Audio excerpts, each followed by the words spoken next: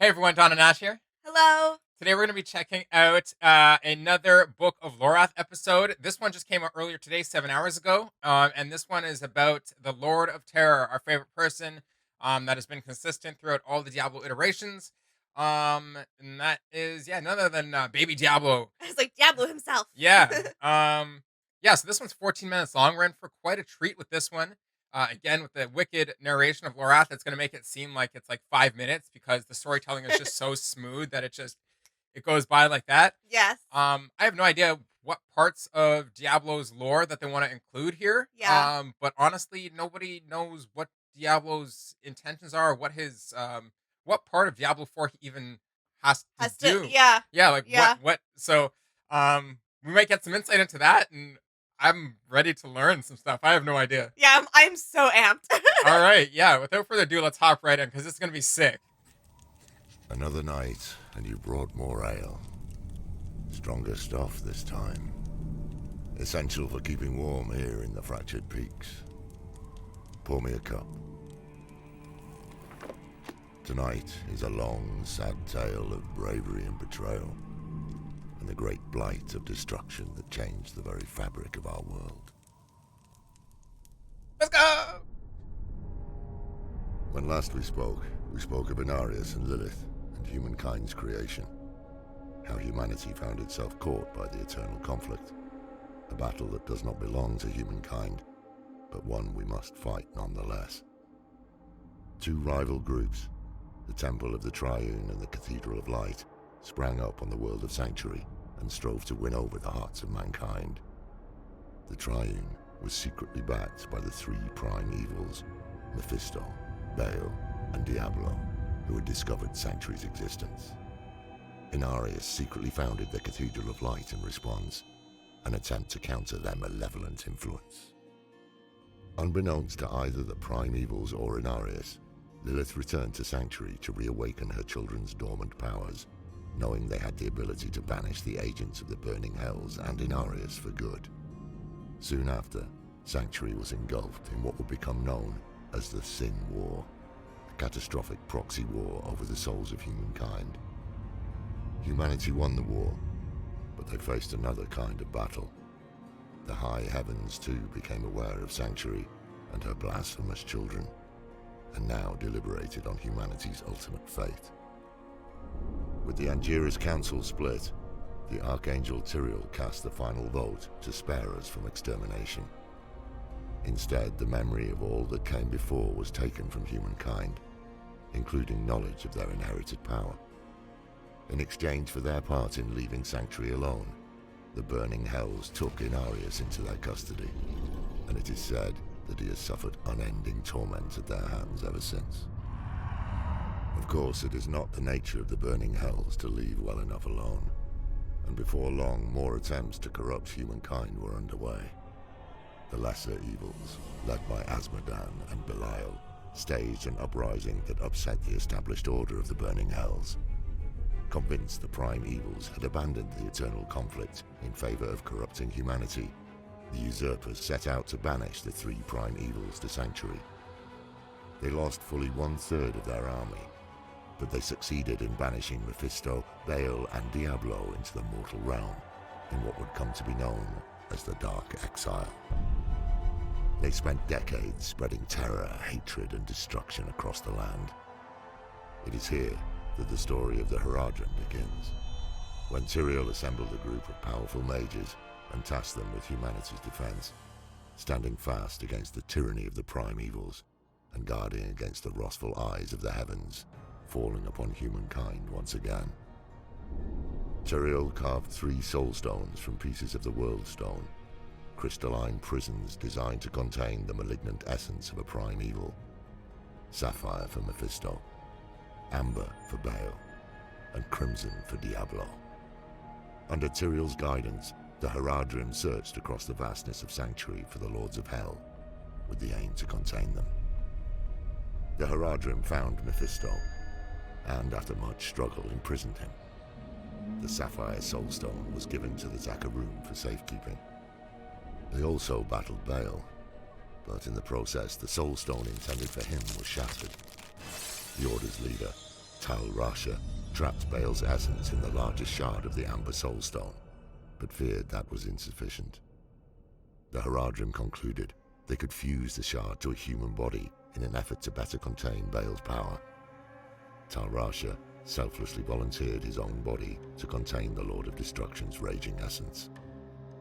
Tyrael himself took up the solemn duty of driving the shard into Tal Rasha's heart. The grieving Haradrim sealed away their noble leader within a subterranean tomb, believing they were leaving him to suffer torment beyond imagination as he struggled to hold fast the monstrous Lord of Destruction for all of time. In the wake of this tragedy, Jared Kane took leadership of the bruised and battered mages. Together, the Haradrim spent nearly 10 years following Diablo's path of terror through Sanctuary, until finally coming to blows and containing him within the Crimson Soulstone. Diablo's Soulstone was carefully hidden deep in a labyrinthian cave system by the Haradrim. To guard the great evil hidden in its depths, a Haradric monastery was built atop the caves. The hope, I believe, was that it would never be disturbed, and that Diablo would be forgotten in the great below, his influence fading with time. But that was not to be. No prison can last forever. So long as a key exists, its door can be opened. The land near that small monastery would eventually be settled, and the quiet, prosperous town of Tristram was founded there. None could have known, except perhaps Diablo, the grim fate that would befall the unfortunate souls that called Tristram home. Over time, foreign powers influenced the land, and Tristram became politically significant. At the behest of the Zakharum Church, and guided by Archbishop Lazarus, a Zakharum lord named Leoric crowned himself King of Kandurus and made Tristram his capital. He converted the old Haradric monastery into his seat of power, unaware of the threat that lurked beneath. Leoric was wise and just, ushering in an era of peace and prosperity for Tristram. But with time, his outlook darkened, and he grew irrational, his mind slipping towards madness and paranoia. The king began ordering the execution of any who questioned him. People started calling him the Black King. He declared war on the neighboring kingdom of Westmarch, in part thanks to Lazarus's counsel, an unjust and unwinnable war. Leoric's eldest son Aidan joined the fight, seeking approval from his father. Shortly after Aidan's departure, Leoric's youngest son Albrecht went missing. Leoric tortured and executed many of his own people in his frenzy to find his son. His knights, freshly returned from the war and appalled at the state of their kingdom, were forced to slay the Black King to stop the brutality. In an attempt to honor the man he had been, Leoric was given a proper burial in the old catacombs. Aidan too returned to find a kingdom in shambles. Rumors of the horrific happenings in Tristram spread, along with the news of the appearance of demonic creatures, and brought adventurers to Tristram. Two such adventurers joined Prince Aidan when he entered the catacombs to find his brother Albrecht. During this harrowing journey, Aidan was forced to strike down his own father, who had been reanimated as a foul entity called the Skeleton King. Continuing on, Aidan soon found Diablo himself. After a great battle of fire and steel, the Lord of Terror was defeated. But this ending is not a happy one. For Diablo had twisted young Albrecht's body into his own demonic form. In slaying the demon, Aidan had slain his younger brother. Distraught, Aidan pulled the soul stone from Albrecht and plunged it into his own body. In the weeks that followed, Aidan would seek comfort with a local witch named Adria. Slowly succumbing to Diablo's influence, Aidan eventually traveled east from Tristram and became known as the Dark Wanderer, set on liberating Bale and Mephisto. As the Dark Wanderer traveled east, a new group of adventurers arrived in Tristram. They rescued Deckard Cain from the ruins of Tristram, who implored them to give chase. Soon the party found themselves taking part in a dangerous pursuit of the Lord of Terror. Following the Dark Wanderer's path towards the tomb of Talrasha, the adventurers would face the lesser evils of Andariel and Duriel, who had rallied to Diablo's aid. Instead of Talrasha, they discovered Tyrael imprisoned in the tomb.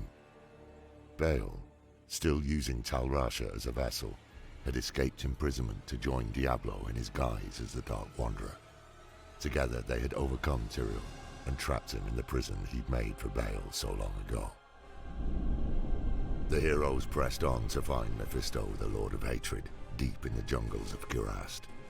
Once more, the heroes were too late to stop Diablo, as he shed what little of Aiden remained, reverting to his monstrous demonic form before returning to the burning hells to rally his demonic legions. Mephisto remained behind, believing he could defeat the brave pursuers. His confidence was misplaced. The Lord of Hatred was defeated and sealed in the Sapphire Soulstone. The heroes followed the Lord of Terror into the burning hells, thinking only of Sanctuary and not the grim fate that likely awaited them there. At Tyrael's request, the heroes confronted the corrupted angel Isuel on the Plains of Despair. In slaying him, the heroes freed Isuel's spirit, and he informed them that the prime evils knew how to corrupt the Soulstones. With this information, Cain sent the heroes to the Hellforge to destroy the Sapphire Soulstone, in the hopes that this would prevent Mephisto from manifesting in this world ever again. Once there, they had to defeat a demon called Hephasto the Armorer, a towering monstrosity with wide horns. His powerful arms strengthened by thousands and thousands of strikes with his Hellforge hammer against the anvil. After successfully destroying the Sapphire Soulstone, the heroes traveled deep into the wastes of the burning hells to face the Lord of Terror himself. They fought a fierce, pitched battle against increasingly dire odds deep in Diablo's own realm. But the heroes fought and defeated Diablo. They pulled the shard from Diablo's head, trapping his essence inside, and returned to the Hellforge to destroy it as well. With this momentous achievement, only Baal remained to threaten Sanctuary. Unfortunately for us, even one prime evil can unleash inconceivable devastation. As the heroes struggled with Diablo in Hell, Baal, Lord of Destruction, set his demonic army on a course to Mount Arreat, annihilating all in his path on the way to his prize, the World Stone. Survivor accounts describe the prime evil atop his litter, surveying the barbarian city of Secheron with ravenous malice and an insatiable lust for carnage. His vision for Sanctuary was a wasteland stained with blood. It is both humbling and horrifying to know how close he was to achieving that goal. Thanks to the bravery of the barbarians in the town of Haragath at the base of Mount Arreat, Baal's army was temporarily repelled, buying time enough for reinforcements and the heroes that had slain Diablo and Mephisto to arrive. They fought their way through Baal's army, up the mountain, and finally into the very heart of Sanctuary, the World Stone Keep. Though our heroes ultimately defeated Baal, they could not stop his poisonous malice from infecting the World Stone. A difficult choice had to be made, and so it was. Tyrael chose to destroy the World Stone rather than let it fall to corruption. He hurled his great sword Eldruin at the World Stone, shattering it. Some of its shards fell to earth, imbued with power. The World Stone was nearly as large as the mountain that housed it, and its destruction turned the imposing peak of Mount Arreat into nothing more than a vast crater. Local settlements and tribes scattered to the wind, many forced to seek new homes. And it is in this new world, deeply wounded by the treachery of the prime evils, that the next chapter in our history unfolded. The tragic tale of Lear, Diablo's assault on heaven, and Malthael's betrayal, and why so few of us remain. Take care in the darkness. There's more lurking out there than the wind. wicked. I like how in this one they took you through the story, basically Diablo 1 and Diablo 2. Yeah. From in Diablo 1, basically they did it sort of backwards. Like they focused more on Diablo 2, but they made references to Diablo 1 to tie it all in. So, fighting in Diablo 2, most of it like doing all the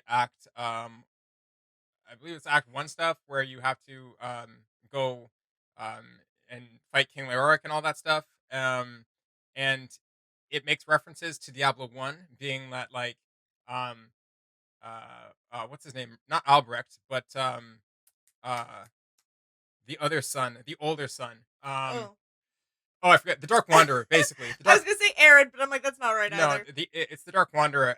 Basically, it's the warrior from Diablo 1 who, in the story, is the one who kills Diablo, aka his younger brother, Mhm. Albrecht, and ends up shoving the soul stone into his forehead to try and contain Diablo, and slowly goes mad. And that's where we get the, like, for older players who know, that's where we get the always to the east kind of thing. And it was cool to just, like, see the map of Diablo 4. It was cool to see the older towns and everything, and it was cool to see like the little like Monopoly or The chess piece. icon, just Yeah, yeah, traveling to the east and then up north, and then following Bale all the way back west towards Mount Arreat.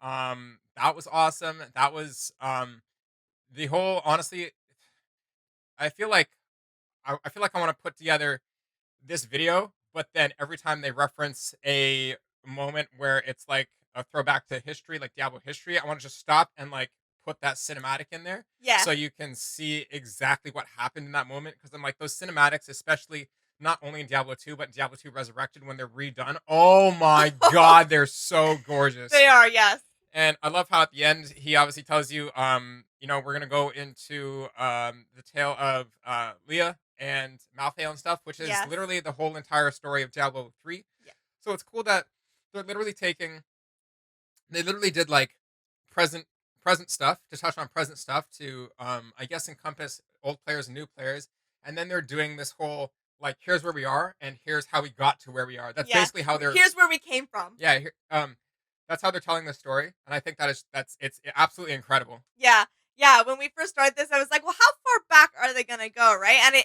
And I'm so pleased to see that they went like essentially from the beginning, and walked us through that whole thing. And yeah, I think my favorite part is once we saw like the icons, the soul stones, and the Hadric symbol moving across the map, and as Lorath is telling these stories, just being like, "Yep, I've been there. Yep, I did that. I took that person down." Like, um, man, it was such a journey and something to live for sure. Yeah, no, absolutely. It was really cool to see. I think just flashing on screen for a second the colors of the other soul stones, which is just something that like I guess I don't think of very often the colors of them. So it was really cool to see the colors of them and how vibrant they were. And obviously, you only ever think of like the red soul stone, Yeah. to Diablo, but the amber and the sapphire one for Bale and Mephisto are really cool too. I think that one of my favorite parts was honestly seeing the detail of the three brothers come in, the three prime evils. So I really liked like this frame on screen right here. I just was like, damn, the detail in Bale. I'm like, they all look. I really, really, really, really, really love the design of all three of the prime evil brothers individually. I don't have a favorite. I honestly, No, I'm it's too like, hard to choose. yeah, I love the brutality of Diablo. I love um the sleek kind of I was gonna say mysteriousness the of very sly. Mephisto and the complete sinister vibe of Bale. Like they're all just absolutely awesome. All the demon designs are Lilith, all these guys, all the lesser evils. Um, honestly, they're all Yeah. individually just so cool. Yeah, they definitely like just they encompass their element and what they like stand for so thoroughly. Yep. I like to see the transition of King Leoric from being the king that everybody loved into kind of the undead king that we have to then slay. Yeah. That was really cool. This transition here into the Skeleton King. I was like, that was really awesome. And I honestly, I know that in the collector's edition or limited edition, there's like a map you get. And I was just the whole time looking at the map, I was just like, yep, I want it so bad. Like honestly, that's all I could think looking at the map. So I'll bring up just a frame of the map earlier in the cinematic here, right at the beginning where we get the whole thing. I was just like, yes, this is awesome, and I Yeah. can't wait to see this world grow potentially in expansion. And if the world doesn't grow, I'm just excited to see like other stories happen, deeper stories in specific zones at specific timelines Yeah. throughout the world. That's going to be really cool. My Yeah. favorite being, look down there, it's right at the bottom, Scovos Isles, right down there. I can't wait. Scosglen and everything. Yeah, Scosglen and the Scovos Isles, I think, are my two favorite areas. You get to see bits of the areas. Blizzard released them in the Diablo 4 quarterly updates. So even though we haven't seen them in the actual game yet, you do get to see some of the areas in that. And oh Yeah. my goodness, they look amazing. Like top tier amazing. I can't wait to actually explore them in the game. It's gonna be sick. Yeah, I'm super also looking forward to Scotland. And yeah, it was cool once we saw that map to be like, oh, there's fractured peace. We've gone through that. Like it is absolutely beautiful.